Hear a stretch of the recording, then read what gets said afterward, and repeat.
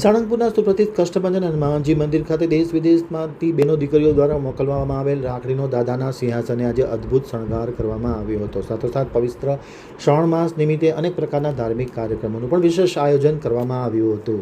હવે જોઈએ સાળંગપુર આમતક ન્યૂઝ બ્યુરોનો એક વિસ્તૃત અહેવાલ. પવિત્ર શ્રાવણ માસ દરમિયાન રક્ષાબંધનના પર્વ નિમિત્તે શ્રી કષ્ટભંજન હનુમાનજી મંદિર ખાતે દિવ્ય વાઘા અને મારા દાદાને મારી રાખડી સાથે દેશ વિદેશથી હજારો બહેનો દીકરીઓ દ્વારા મોકલાયેલી રાખડીઓથી દાદાને સિંહાસને રાખડીનો અદ્ભુત દિવ્ય શણગાર કરવામાં આવ્યો હતો.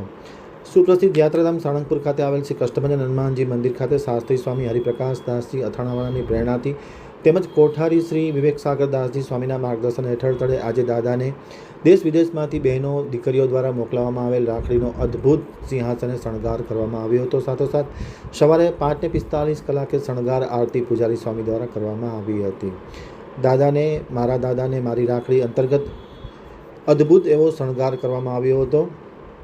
સાથોસાથ જે તમામ ભાવપૂર્ણ પત્રો આવ્યા છે તે પણ દાદાના ચરણોમાં અર્પણ કરવામાં આવ્યા છે.